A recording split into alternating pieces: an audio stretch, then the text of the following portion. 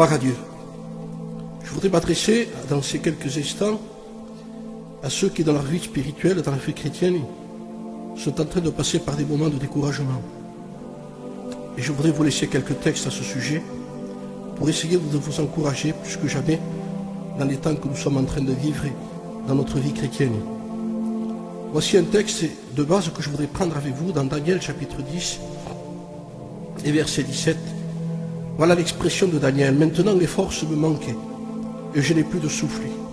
Alors celui qui avait l'apparence d'un homme me toucha de nouveau et me fortifia. Puis il me dit, ne crains pas, ne crains rien, homme bien-aimé, que la paix soit avec toi. Courage, courage. Et comme il me parlait, je repris des forces et je dis, que mon Seigneur parle, car tu m'as fortifié. Certainement qu'à travers ce texte, nous pouvons nous rendre compte que pour pouvoir être fortifiés, le Seigneur nous a laissé sa parole. Courage, courage, dira l'ange, en parlant à Daniel.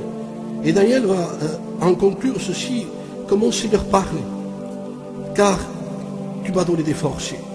Je voudrais vous laisser quelques textes à ce sujet concernant le courage. La définition même du courage. Courage veut dire assurance, audace, bravoure, cran, énergie, fermeté, force, hardiesse. N'est-ce pas de ce que nous avons besoin plus que jamais aujourd'hui? Résolution, vaillance, valeur, volonté. Ésaïe 35 et verset 4 dira, dites à ceux qui ont le cœur troublé, prenez courage, ne craignez point. Il est écrit aussi dans l'évangile de Jean au chapitre 16 du verset 33, vous aurez des tribulations dans le monde, dira le Maître, mais prenez courage, j'ai vaincu le monde. N'est-il pas écrit aussi dans une exhortation pour Josué, lorsque il a fallu qu'il prenne la succession derrière Moïse, homme de Dieu, l'ange va lui parler, la parole de Dieu va s'adresser à lui, il va lui dire dans Josué chapitre 1 et verset 6, fortifie-toi et prends courage. Josué encore chapitre 1 et verset 7, fortifie-toi seulement et aie bon courage, en agissant fidèlement selon toute la loi. Il semblerait que Josué n'arrivait pas à prendre ce courage en main, alors l'ange continue, la parole de Dieu encore s'adresse à lui en lui disant, ne t'ai-je pas donné cet ordre? Ce n'est plus maintenant une exhortation, c'est un ordre, fortifie-toi, tu diras le Seigneur, et prends courage. Esdras, chapitre 10 et verset 4, c'est une exhortation à ceux qui encore ont besoin de se lever dans les choses de Dieu. Lève-toi, dira la parole de Dieu, car cette affaire te regarde. Nous serons avec toi, prends courage et agis. C'est là la volonté de Dieu pour chacun de nous, je le crois. Le Seigneur nous appelle à prendre courage et à agir. Hébreux chapitre 12 et verset 5, mon fils, ne méprise pas le châtiment du Seigneur et ne perds pas courage lorsqu'il te reprend.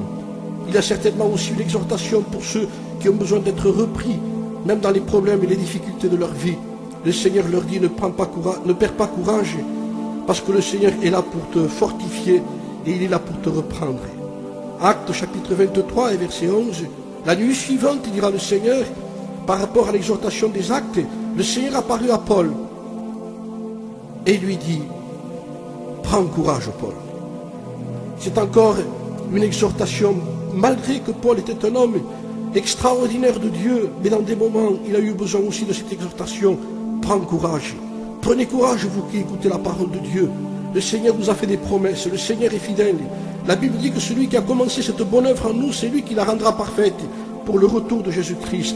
Je ne sais pas par quel moment vous êtes en train de passer, mais certainement ce qui est sûr, c'est que dans la vie chrétienne, il y a souvent des moments de découragement, que ce soit par le foyer, que ce soit par la famille, que ce soit par le mari, que ce soit par la femme, que ce soit par ceux qui nous entourent dans la vie, que ce soit même par des problèmes matériels, physiques, spirituels, maladies. Le Seigneur s'adresse à nous et nous dit, prends courage. Et pendant qu'il me parlait, dira Daniel, je repris courage. Alors je dis à l'ange, que mon Seigneur parle, car tu m'as fortifié. Je voudrais encore vous laisser deux textes avant de terminer à sujet du courage, de l'encouragement pour l'Église et pour les enfants de Dieu. Éphésiens chapitre 3 et verset 13, aussi, je vous demande de ne pas perdre courage à cause des afflictions. C'est justement dans ces moments-là que nous avons besoin plus que jamais de prendre courage.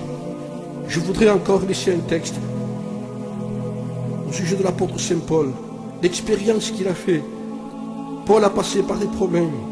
Paul a eu un naufrage. Paul, un ange lui a parlé. Paul a vu un ange. Et Paul a été encouragé dans ces moments-là par l'ange. Mais ce qui a le plus le fortifié à Paul, c'est dans les Actes au chapitre 28 au verset 15. Paul, voyant les frères, rendit grâce à Dieu et reprit courage. Le Seigneur a des moyens pour nous encourager et je voudrais le faire aussi avec vous dans ces moments-là. Prenez courage, celui qui a fait la promesse est fidèle. Prions le Seigneur. Merci Seigneur de donner du courage à ceux qui sont dans le découragement et de fortifier celui qui est abattu. Tu es celui qui fait les promesses et nous t'en remercions. Tu es fidèle, ton nom est fidèle et véritable. Merci Seigneur, dans le nom de Jésus. Amen.